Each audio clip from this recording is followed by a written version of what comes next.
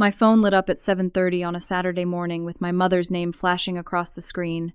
I stared at it, my coffee growing cold in my hand. I had blocked her number 3 days ago, which meant she was calling from someone else's phone. Against my better judgment, I answered. Her voice exploded through the speaker before I could even say hello. She was screaming about emergencies and family and how dare I lock them out of my cabin in Flagstaff.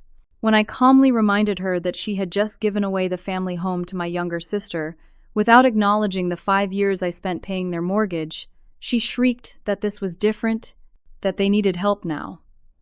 3 hours later, 2 police officers stood at my apartment door in Tempe, asking about a welfare check at my mountain property. My parents had reported me as mentally unstable and potentially dangerous to myself. I invited the officers inside, my hands surprisingly steady as I pulled up documents on my laptop. They were professional, almost apologetic, as they explained the situation. Someone had filed a formal welfare concern report. My parents claimed I was making concerning statements and they feared for my safety. They wanted a police escort to check my cabin because they were worried I might hurt myself. I took a deep breath and started from the beginning. 5 years ago, my father had a stroke. He was 62 then, still working as a manager at a hardware supply company, still 5 years away from retirement. The stroke changed everything overnight. He survived, but the medical bills piled up faster than Arizona monsoon clouds. My mother, who had always worked part-time as a receptionist at a dentist's office, had to cut her hours even further to take care of him. They fell behind on their mortgage almost immediately. Their house was in a quiet suburban neighborhood in Phoenix, a modest 3-bedroom ranch-style home they had bought 30 years ago when my sister Jennifer and I were still babies. It was worth about $300,000 by then, and they owed roughly $180,000 on the mortgage. Foreclosure notices started arriving. I was 23 years old, fresh out of college with my accounting degree, working at a mid-sized firm in Tempe. I had just gotten my first real promotion, a bump in salary that felt like winning the lottery after years of surviving on ramen noodles and scholarships. When my parents told me about the foreclosure, I did not hesitate. I offered to pay their mortgage until my father recovered and could return to work. The monthly payment was $1,200. I calculated that I could manage it if I kept living in my tiny studio apartment, kept driving my 12-year-old Honda Civic, kept saying no to vacations, and new clothes, and anything that was not absolutely necessary. It was supposed to be temporary. 6 months, maybe a year. It became 5 years. Every single month. On the first, I transferred $1,200 from my checking account to theirs. I kept meticulous records in a spreadsheet because that is what accountants do. Payment date, amount, confirmation number, $72,000 over 60 months. I watched that number grow in my spreadsheet while my savings account barely moved. My father never fully recovered enough to return to work. He could walk, could talk, could function, but the company let him go and he went on disability. My mother increased her hours a little, but it was not enough to cover the mortgage on top of their other expenses, so I kept paying. My younger sister Jennifer was 25 now, 3 years younger than me. She worked part-time at a boutique in Scottsdale, selling overpriced handbags to women who lunched. She contributed exactly $0 to our parents' mortgage. She still lived at home, paid no rent, and spent her paychecks on clothes and brunches and weekend trips to California with her friends. This never bothered my parents. Jennifer was the creative one, the free spirit, the daughter who made them laugh. I was the responsible one, the serious one, the daughter who solved problems. Those were the roles we had been assigned since childhood, and we played them perfectly. I did not take vacations. I did not buy a house. I drove my ancient car with its cracked dashboard and faulty air conditioning through Phoenix summers that regularly hit 115 degrees. My coworkers bought homes, got married, started families. I kept paying my parents' mortgage. 2 months ago, Jennifer got engaged to her boyfriend Bradley. He was a real estate agent, 29, charming in that practiced way that made me instinctively distrust him. They had been dating for 2 years. The engagement was not a surprise. The family dinner to celebrate was held at my parents' house on a Sunday evening in early September. I brought wine and a card with a check for $200 as an engagement gift. Jennifer hugged me and squealed about wedding plans. My mother had made lasagna. My father sat at the head of the table, his left hand still slightly weak from the stroke, but smiling. After dinner, my parents announced they had a special wedding gift for Jennifer and Bradley. They were giving them the house. I sat there with my wine glass halfway to my lips, certain I had misheard. But no. My father explained it with pride in his voice. They were transferring the deed to Jennifer as a wedding present. She and Bradley could start their married life in a beautiful home, mortgage-free. It was not mortgage-free, of course. There was still about $90,000 left on the loan. But my father said they had talked to Bradley, who was a real estate expert after all, and he had a plan to refinance. Jennifer cried happy tears. Bradley shook my father's hand and called him the most generous man he had ever met. My mother beamed. I set my wine glass down very carefully. I asked, in a voice that sounded calm even to my own ears, what about the $72,000 I had paid toward that mortgage over the past 5 years? The table went quiet. My father looked at me with something close to disappointment. He said that was me helping family. Family does not keep score, Blanca. Jennifer needs this house more than you do. She is starting a family. My mother nodded and added that I made good money, that I would be fine, that Jennifer needed their support.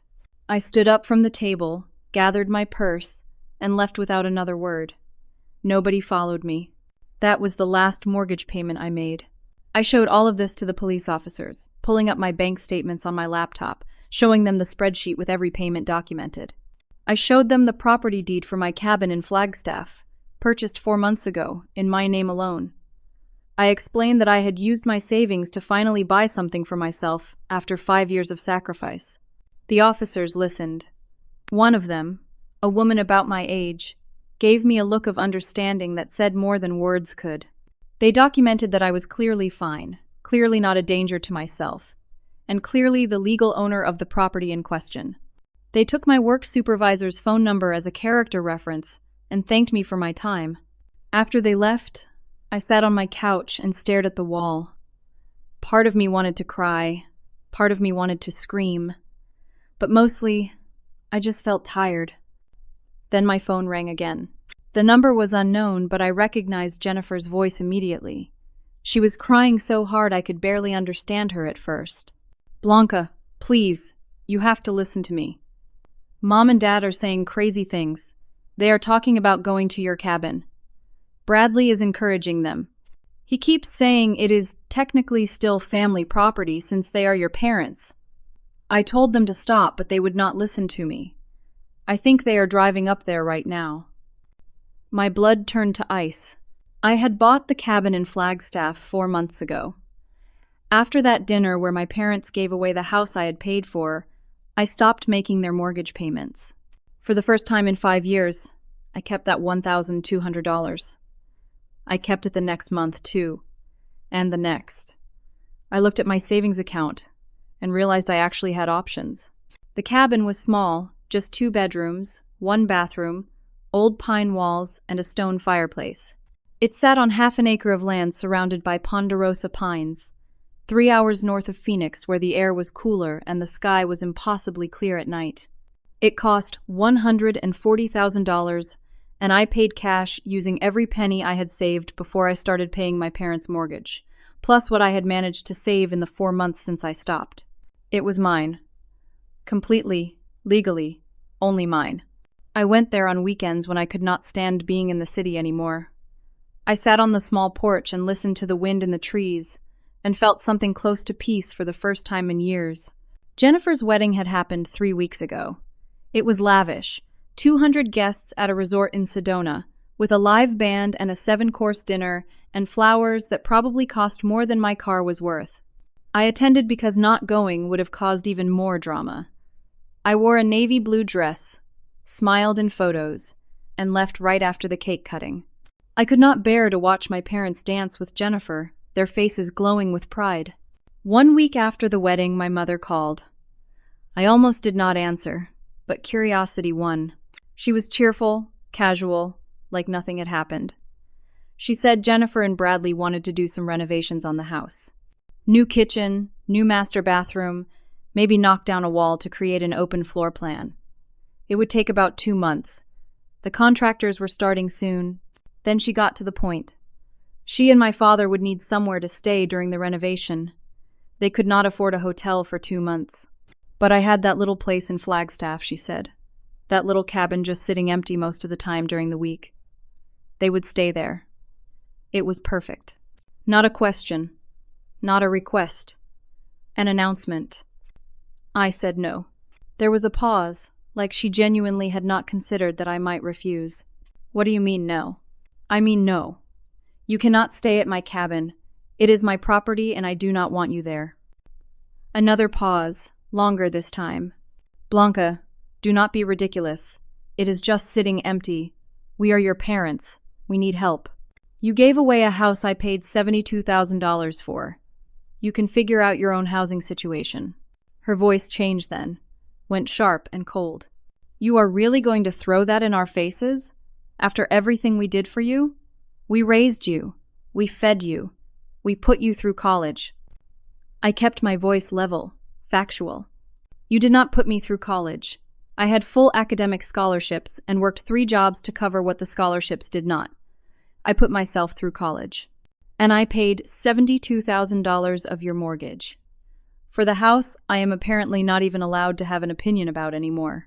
She gasped like I had slapped her. How dare you? We are your parents. How can you be so cruel? I am not being cruel. I am setting a boundary. The answer is no. I hung up. She called back immediately. I declined the call. She called again. And again. By the end of that day, I had 17 missed calls from my mother, 9 from my father, and 12 text messages ranging from pleading to furious. I blocked both their numbers. For 2 days there was silence. I almost convinced myself it was over. Then the police showed up at my door that Saturday morning, and Jennifer called to warn me that our parents were driving to my cabin right now, that Bradley had researched squatters' rights, and told them if they could stay 30 days, they might be able to claim tenancy. I pulled up the security camera app on my phone with shaking hands. I had installed cameras when I bought the cabin, just basic ones that fed to an app, more for peace of mind than any real security concern. My parents' car was in my driveway. My father was at the side window with some kind of tool, trying to pry it open. I watched through my phone as he jimmied the window. It took him about 3 minutes. The window gave way and he pushed it open. My mother handed him something through the window, then he disappeared inside. 30 seconds later, my front door opened from the inside. My mother walked in carrying a suitcase. They had brought luggage. They were moving in. I called 911. The dispatcher was calm and efficient, as I explained that I was watching a break-in in progress at my property through security cameras. I gave her the Flagstaff address and confirmed I was the sole owner and that I was currently 3 hours away in Tempe. No, I did not know the suspects personally. Yes, the cameras were recording. No, I did not give anyone permission to enter. That last part was a lie by omission, but it was also the truth that mattered. The dispatcher said officers were en route and asked me to stay on the line. I put my phone on speaker and grabbed my keys. If I left right now, I could be in Flagstaff by noon. Through the camera feed, I watched my parents moving around inside my cabin like they owned it. My mother was in the kitchen, opening cabinets. My father was dragging suitcases down the hallway toward the bedrooms. They had planned this. They had packed bags and driven 3 hours north and broken into my home with the full intention of staying. The Flagstaff police arrived in 12 minutes. I heard the sirens through the phone before I saw the flashing lights on my camera feed. 2 officers approached the front door. My father answered, and I could see him talking, gesturing, his face showing confusion, like he could not understand why the police were there. The dispatcher told me officers were on scene and I could disconnect, but to call back if I needed anything else. I kept driving north, my hands tight on the steering wheel. My phone rang. Unknown number. I answered, hoping it was the police. It was my father. Blanca, you need to call off these cops right now. This is a family matter. You broke into my house. We did not break in. We are your parents. Tell them, this is a misunderstanding. It is not a misunderstanding. You smashed my window and entered my property without permission. That is called breaking and entering. Do not do this, Blanca. Do not make this worse than it already is. I am not making anything worse. You did this.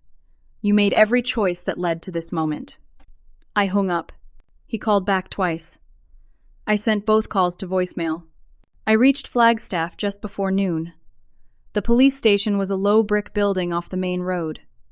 Inside, a receptionist directed me to an officer's desk.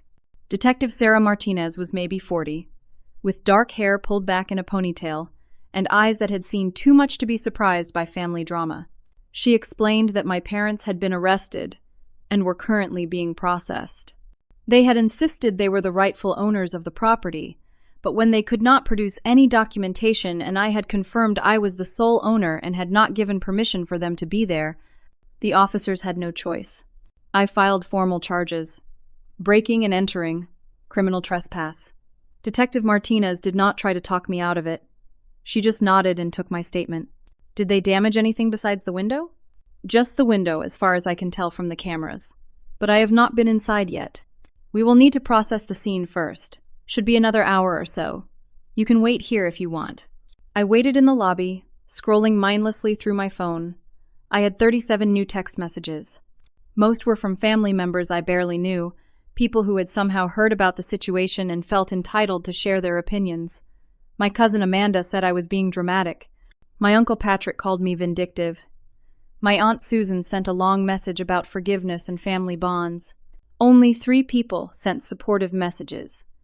My grandmother, my father's mother, who was 83 and had never been afraid to speak her mind. She wrote, "Your father is wrong.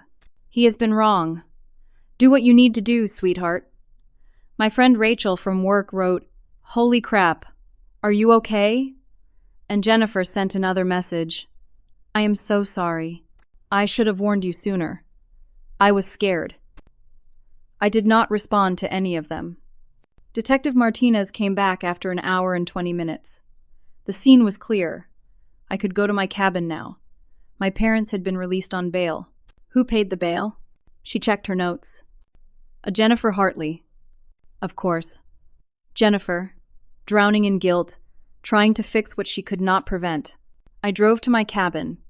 The broken window had been temporarily covered with plywood by the police. I used my key to open the front door and stepped into the space that was supposed to be my sanctuary. Their suitcases were still in the guest bedroom where my father had left them. 2 large rolling bags and a duffel. I looked inside. Clothes, toiletries, medications. Enough for at least a month. They had not planned a short visit. They had planned to stay. On my kitchen counter, my mother had left a grocery list. Milk, bread, eggs, coffee, like she was making herself at home. I sat on my couch and stared at the pine walls and finally let myself cry. My phone buzzed. An email from Jennifer. Subject line, "I am so sorry. You need to see this." I opened it. Attached were screenshots of text messages between Jennifer and our mother from the past week. I scrolled through them, each one making my stomach turn. "Mom, we are going to stay at Blanca's cabin while you do the renovations." Jennifer, "Did she say you could?" Mom, "She will come around. She is just being stubborn right now." Jennifer, "I do not think that is a good idea. She was really hurt about the house." Mom, "She will get over it. We are her parents. That cabin is just sitting empty anyway. We deserve to use it." Jennifer, "It is her property, Mom. You cannot just take it." Mom, "We are not taking anything. We gave you the house, so Blanca gets the cabin. It balances out." Jennifer, "That does not make any sense. She paid for the house." Mom, "Family does not keep score, Jennifer. You know that." There were more. But I stopped reading at the next exchange. Mom, "Bradley says if we can stay there for 30 days, we might be able to claim tenancy rights. Then she would have to legally evict us, which takes months." Jennifer, "That is insane. You cannot do that." Mom, your father and I have rights too. We are not going to be homeless because Blanca is holding a grudge. They had planned this. Not just the break-in, but the long game. They were going to squat in my cabin and use the legal system to stay there for as long as possible. I sat in that cabin as the afternoon sun slanted through the windows and felt something inside me harden into steel. The preliminary hearing was scheduled for 10 days later. In the meantime, I had my broken window repaired and upgraded my security system to include motion sensors and alerts. I also consulted with a lawyer. Her name was Patricia Chen. She was 52, a family law attorney who had handled a previous case for one of my coworkers. She had kind eyes but a sharp mind, and she did not waste time on pleasantries. After I explained the situation, she leaned back in her office chair and studied me. You know you have a civil case here too, right? Beyond the criminal trespass charges. What do you mean? You paid $72,000 toward a mortgage on a property that was then given to your sister as a gift. You have documentation of every payment. Legally, you could argue that you have a creditor's claim against that property. I had not considered this. Patricia pulled up something on her computer. There is precedent for this.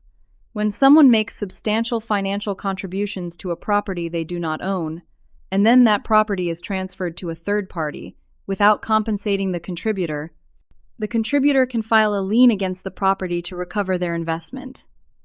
You are saying I could put a lien on my sister's house. Your sister's house that you paid $72,000 for? Yes. With interest and legal fees, you would be looking at a claim of around $85,000 to $90,000. If your sister cannot pay that, the house would have to be sold to satisfy the lien. I thought about Jennifer, who had sent me those screenshots, who had called to warn me about our parents, who had paid their bail even though she clearly knew they were wrong. Is that what you would do? Patricia smiled. What I would do does not matter. This is about what you want to do. But I will say this. Sometimes the threat of action is more powerful than the action itself. Filing a lien might bring everyone to the negotiating table in a way that just asking nicely never will. I hired her on the spot. 2 days later, we filed for a restraining order against my parents. It was granted within 24 hours. They were prohibited from coming within 500 feet of me, or any of my properties. Violation would result in immediate arrest. The same day the restraining order was granted, Patricia filed a notice of intent to place a lien on the property at my parents' old address, now deeded to Jennifer and Bradley. My phone exploded. Jennifer called first, hysterical. You are going to take my house? Blanca, how could you? I am taking what I am owed. You accepted a house that was purchased with my money. I did not know. I swear I did not know how much you had paid. You did not ask, Jennifer. None of you asked. You just took. She was crying too hard to respond. Bradley grabbed the phone from her. His voice was tight with anger. This is ridiculous. You are being vindictive. We will fight this. Fight it then. My lawyer is better than yours will be. He sputtered something about family loyalty and hung up. My Uncle Patrick called next. He owned a construction company and had always been loud and opinionated. He got straight to the point. You are tearing this family apart. Over what? Money? Your parents made a mistake, fine, but you are making it worse. They broke into my home. They planned to squat there illegally. This is not about a mistake. This is about a pattern of behavior. They are your parents, Blanca. You only get one set. And they only had one daughter who paid their mortgage for 5 years. Funny how selective memory works in this family. I hung up on him too. My phone kept ringing. Cousins, aunts, uncles, people I had not spoken to in years suddenly had opinions about my life choices. Most of them took my parents' side. A few, like my grandmother and my Aunt Helen, quietly supported me but asked if there was any way to resolve this without lawyers. There was not. 3 days after the restraining order was issued, my parents violated it. I was at work, in the middle of a client meeting, when my phone started buzzing with alerts from the security system at my apartment building. Someone was at my door. The camera showed my parents, my father knocking, my mother looking agitated. I excused myself from the meeting and called building security. They were removed within 5 minutes. I called the police and reported the violation. My parents were arrested for the second time in 2 weeks. This time, the bail was set at $5,000 each. Jennifer did not pay it. My parents sat in jail for 3 days before Uncle Patrick bailed them out. He called me afterward, angrier than I had ever heard him. "Are you happy now? Your own parents in jail because of you. My own parents who broke the law. Twice. They did this to themselves. You are destroying this family." "No. I am protecting myself. There is a difference." He hung up. The next day, I received a formal invitation to a family meeting at Uncle Patrick's house. Everyone would be there. Aunts, uncles, cousins, my grandmother, my parents, Jennifer. Everyone except me was expected to attend to discuss the situation and find a resolution. I called Patricia. "Should I go?" "Do you want to?" "I want them to understand. I want them to see what they did." "Then go. But I am going with you." The meeting was scheduled for Sunday afternoon. I spent the days leading up to it organizing my documentation. Bank statements, payment records, police reports, photos of my broken window, copies of the text messages Jennifer had sent me. Everything. Sunday arrived. Patricia picked me up at noon. We drove to Uncle Patrick's house in Glendale, a sprawling ranch house with a pool in the backyard where family gatherings had been held for decades. 23 people were there when we arrived. My parents sat on the couch in the living room, looking smaller somehow. Jennifer sat in a chair by the window, her eyes red. Bradley stood behind her, arms crossed. Uncle Patrick stood near the fireplace, like he was presiding over a court. My grandmother sat in the corner in her favorite chair that Uncle Patrick kept just for her, watching everything with sharp eyes. Patricia and I walked in together. The room went quiet. Uncle Patrick started to speak, probably planning to control the narrative, but my grandmother cut him off. "Let the girl talk. That is why we are all here." I set my folder of documents on the coffee table and looked around the room. Some faces were sympathetic. Most were skeptical. A few were openly hostile. I started from the beginning. I told them about my father's stroke 5 years ago, about the foreclosure notices, about my offer to help temporarily, about how temporary became 5 years and $72,000. I showed them the spreadsheet, passed around copies of bank statements with the monthly transfers highlighted. I told them about the family dinner, where my parents announced they were giving the house to Jennifer, about how when I asked about my contributions, I was told family does not keep score. I told them about the phone call where my mother demanded to stay at my cabin, about blocking their numbers, about watching them break into my home through security cameras. I showed them the police reports from both arrests. I showed them the text messages where my mother talked about squatters' rights and staying 30 days to claim tenancy. I showed them photos of my broken window. When I finished, I asked one question. Does anyone here think what they did was right? The room was silent. Then my grandmother spoke. I told my son he was wrong. I told him 5 years ago he was using you, Blanca. He did not listen to me either. She turned to look at my father, her own son, with disappointment carved into every line of her face. You raised a good daughter and you treated her like a bank. You should be ashamed. My Aunt Helen spoke next, her voice quiet. I did not know it was that much money. $72,000. My God. My cousin Maria, who was 35 and had always been kind to me, looked at my parents with something like disgust. You broke into her house. How is that okay? How is any of this okay? One by one, relatives started speaking. Not all of them supported me, but enough did. Enough that the tide turned. My parents sat there, publicly shamed by their own family, as person after person pointed out what should have been obvious from the start. My mother started crying, not delicate tears, but harsh, ugly sobs. My father stood up and walked out of the room. He went out the back door to the patio and stood there with his back to all of us. Jennifer stood up too, but she walked toward me instead of away. I am sorry. I should have said something sooner. I should have stood up for you. Her voice was thick with tears but steady. I was selfish. I wanted the house, and I did not ask questions, because I did not want to know the answers. That was wrong. Tell me what I need to do to make this right. I looked at my younger sister, who had been given everything while I gave up everything, and saw something I had not expected. Genuine remorse. Patricia spoke for the first time. We can talk about that. But not here. Not now. The meeting dissolved after that. People left in small groups, some stopping to hug me, others leaving without a word. My parents left without speaking to me. Uncle Patrick looked like he wanted to say something but did not. My grandmother asked me to help her to her car. She moved slowly with her cane, and I walked beside her. At her car, she took my hand. You did the right thing. It was hard, but it was right. Do not let anyone tell you otherwise. I hugged her, and for the first time in weeks, I felt like maybe I was not alone in this. Jennifer called me 2 days after the family meeting. Her voice was calm, resolved. Can we meet? Just you and me. I want to talk about how to fix this. We met at a coffee shop in Tempe, neutral territory. She looked tired, like she had not been sleeping well. She ordered a latte she barely touched.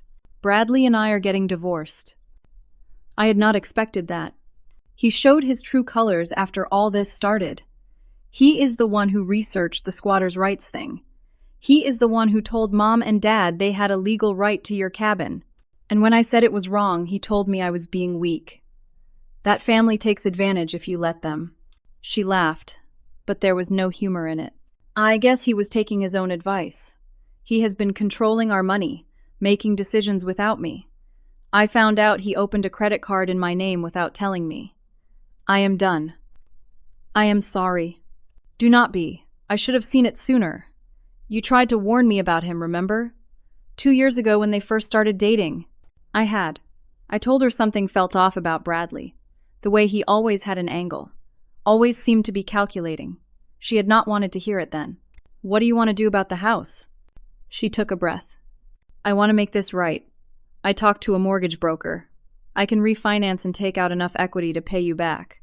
Not the full $72,000, I cannot swing that, but I can do 60. Would you accept 60,000 and drop the lien? I thought about it. Patricia had said the threat of action was sometimes more powerful than the action itself. Jennifer was here, willing to negotiate, willing to take responsibility. Yes. I will accept 60,000. She nodded, relief flooding her face. It will take about a month to process the refinance. But I will get you the money. And after that, if you are willing, I would like to try to rebuild our relationship. I know I do not deserve it, but I want to try. I looked at my sister across the table. We had never been close, not really. We were too different, wanted different things, lived different lives. But maybe that was okay. Maybe we did not have to be best friends. Maybe we just had to be honest. One step at a time. Coffee once a month. We will see how it goes. She smiled, a real smile. I can do that. 6 weeks later, I received a cashier's check for $60,000. Jennifer had refinanced the house, taking out a home equity loan at a higher interest rate than I knew she could comfortably afford. But she insisted. She said it mattered to her that she paid me back herself, not with money from Bradley or our parents. I deposited the check and immediately used it as a down payment on a house I had been eyeing in Scottsdale. 3 bedrooms, 2 bathrooms, a pool in the backyard, and a view of Camelback Mountain. It was everything I had dreamed about during those 5 years of sacrifice. The criminal charges against my parents moved through the court system slowly. Their lawyer tried to get the charges dismissed, arguing it was a family dispute, but the prosecutor held firm. They had broken into a private residence. They had violated a restraining order. Those were crimes regardless of familial relationships. Eventually, they agreed to a plea deal. Guilty to misdemeanor criminal trespass, 6 months probation, 100 hours of community service each, and restitution for the broken window and security system upgrades. No jail time beyond the days they had already served. The restraining order remained in place for 1 year. I did not contest the plea deal. I did not want them in jail. I just wanted them to understand there were consequences. My mother sent a letter through Jennifer about 3 months after everything was finalized. It was 2 pages long, handwritten on stationery with little flowers in the corners. She said she was sorry. She said she had not understood how much she had hurt me. She said she hoped someday I could forgive her. She did not say she was wrong. She did not acknowledge what they had tried to do, just that she was sorry I was hurt. My father sent nothing. I did not respond to the letter. Jennifer and I had coffee once a month, like we had agreed. The first few times were awkward, stilted conversations about weather and work, but slowly we found our rhythm. She told me about the divorce proceedings, how Bradley was fighting her on everything. I told her about my new house, about the garden I was planning for the backyard. She started paying me back in installments beyond the $60,000. $200 a month, transferred on the first, like I used to do for our parents. She said she wanted to get to the full $72,000, even though I had agreed to $60,000. It mattered to her. I did not argue. 8 months after the family meeting, Jennifer's divorce was finalized. She got the house and most of their shared assets because Bradley's credit card fraud in her name had been discovered during the proceedings. He ended up with nothing and a damaged reputation in the real estate community. Jennifer threw a small party to celebrate her freedom. Just her, me, and a few of her friends I had never met. We drank wine on her patio and she thanked me for not giving up on her. I am not the same person I was a year ago. I am not sure I like who I was then. None of us are who we were. That is kind of the point. She smiled at that. 1 year and 2 days after the restraining order was issued, it expired. My parents could legally contact me again if they chose to. They did not. Another month passed. Then 2. I had started to think they would never reach out when Jennifer called and asked if I would consider coming to Thanksgiving dinner. Mom and Dad want to see you. They want to try. I told them it had to be on your terms, at your house, and that they had to follow your rules. They agreed. I thought about it for 3 days before I said yes. Thanksgiving at my house in Scottsdale was smaller than the family gatherings I remembered from childhood. Just me, Jennifer, our parents, and our grandmother. I set the rules beforehand. Dinner from 5 to 8. No staying overnight. No discussions about the past unless I brought it up first. If anyone violated these rules, they would be asked to leave immediately. Everyone agreed. I cooked for 2 days. Turkey, stuffing, mashed potatoes, green bean casserole, cranberry sauce from scratch, 3 kinds of pie.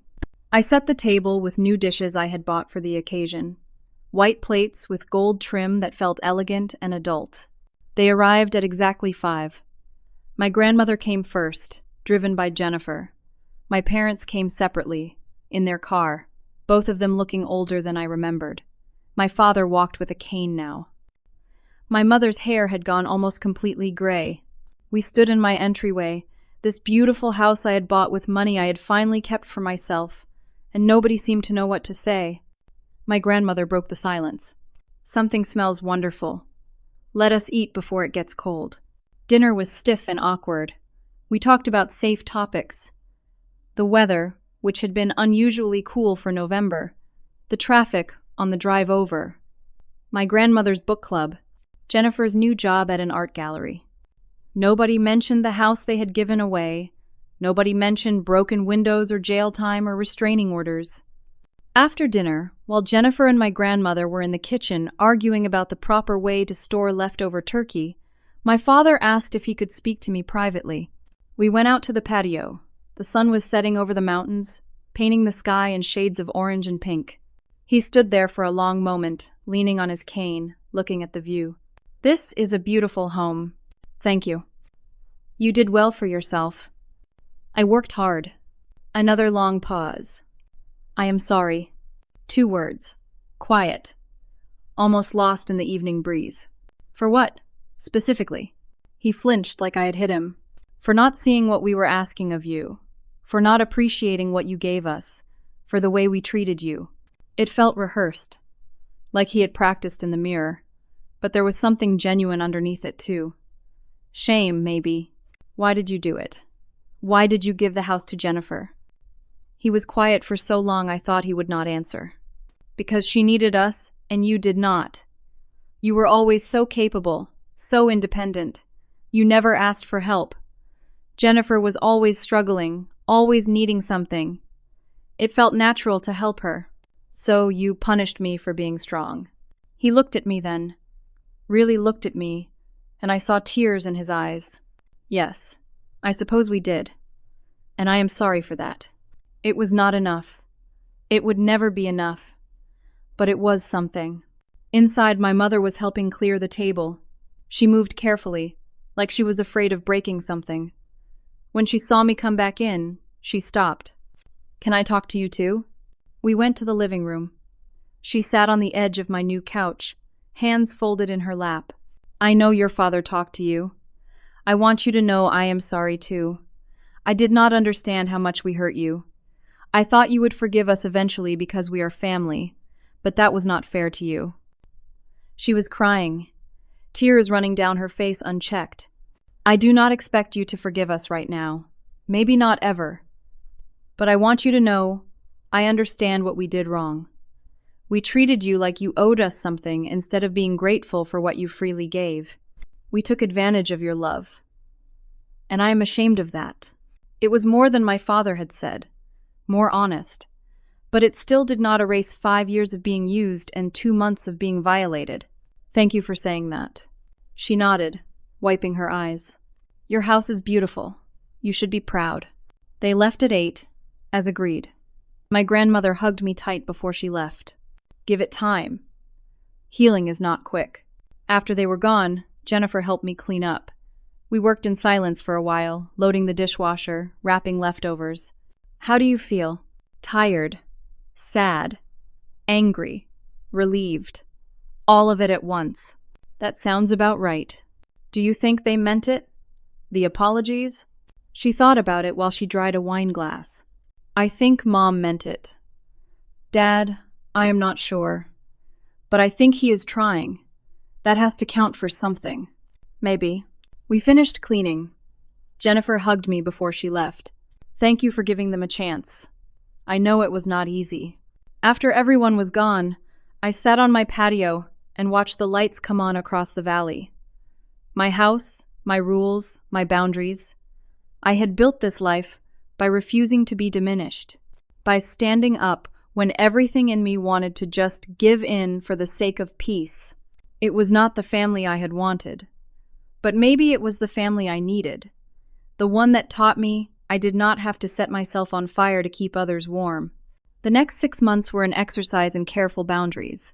My parents and I settled into a pattern of supervised visits, once a month, usually for a few hours, always at my house or in a public place. Never overnight, never just dropping by, always planned in advance. My father's health continued to decline slowly. His doctor adjusted his medications and he started physical therapy again. My mother went back to work full-time at a different dental office, one closer to their apartment. They had moved out of Jennifer's house after the renovations were done, renting a small 2-bedroom place in Tempe. The rent was higher than their old mortgage had been, and they struggled sometimes. But I did not offer to help, and they did not ask. Jennifer finished paying me back the full $72,000 on a Tuesday afternoon in late spring. She transferred the final payment of $316 and sent me a text. It is done. Thank you for giving me the chance to make it right. We had continued our monthly coffee dates. They had evolved into real conversations, honest ones about our childhoods, our resentments, our regrets. She admitted she had always been jealous of my independence, my capability. I admitted I had resented her for being loved without having to earn it. The divorce from Bradley had changed her. She was sharper now, more careful, more aware of when people were using her. She had started therapy and was working through her own patterns of seeking approval. She asked me once if I thought our parents would ever truly understand what they had done. I do not know. I think Mom is getting there. Dad, I think he understands he hurt me, but not really why it was wrong. He still sees it as me overreacting to a family disagreement. Does that make you angry? Sometimes. But I am learning that I do not need his understanding to move forward. I just need him to respect my boundaries. And so far, he has. The cabin in Flagstaff became my retreat again. I went there most weekends, sometimes alone, sometimes with friends. I had replaced the broken window with a larger one, giving me a better view of the trees. I added a small deck off the back. I planted wildflowers in the spring. Jennifer came up once, and we spent a weekend hiking and talking and learning how to be sisters instead of rivals. My grandmother's health started failing that summer. She was 84 now, and a lifetime of smoking had finally caught up with her lungs. She moved into assisted living, and I visited her every week. One afternoon, sitting in her small apartment surrounded by photos of family members past and present, she took my hand. "I am proud of you, not for what you accomplished, though that is impressive, but for standing up for yourself. Too many women in this family never learned how to do that. Your mother never did. I never did, not until it was too late. But you did, and you did it with grace." I cried then, tears I had been holding back for months. It did not feel graceful. It felt brutal. The hard things usually do, but you survived it, and you are stronger for it. She died 2 months later, peacefully in her sleep. The funeral was large, family coming from 3 states. My parents sat in the front row. I sat 2 rows back with Jennifer. At the reception afterward, my father approached me. "Your grandmother loved you very much." "I know. She was proud of you.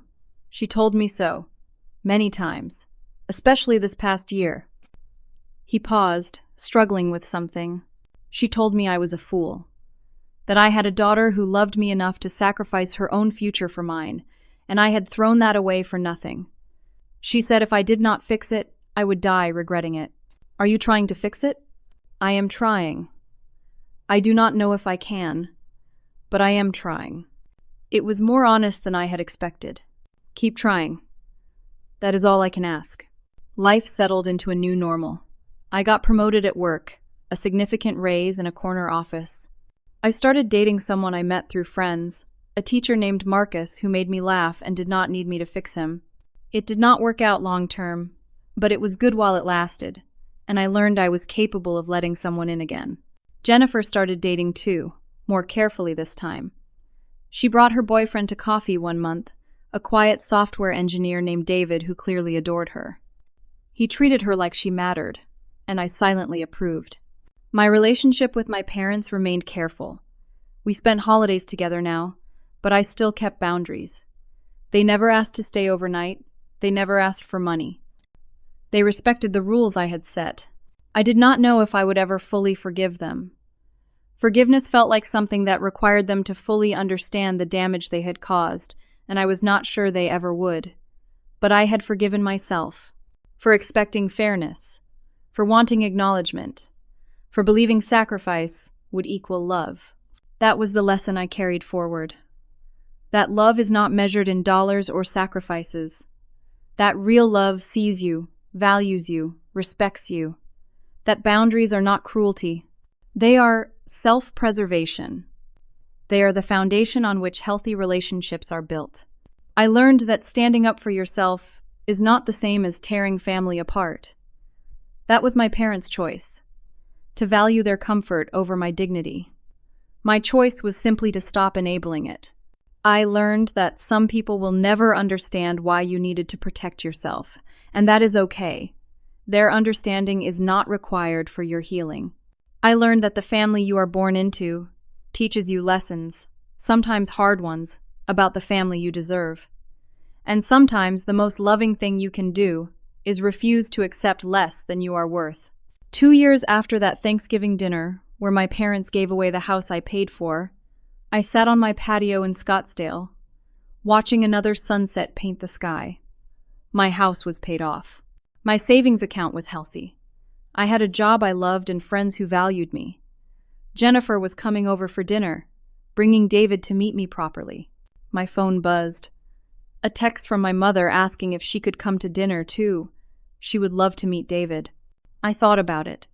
Thought about the rules I had set, about maintaining boundaries, about the slow, careful rebuilding of something that looked like family. I texted back, "Dinner is at 7. Please do not be late." It was not forgiveness. Not yet. Maybe not ever. But it was acknowledgement that we were all still trying, still learning, still figuring out how to be family in a way that did not require anyone to disappear. And that was enough. I poured myself a glass of wine and watched the sun sink below the mountains, and I felt something I had not felt in years. Peace. Not the fragile kind that depends on other people's approval. The solid kind that comes from knowing your own worth and refusing to compromise it. That was the real gift, I realized.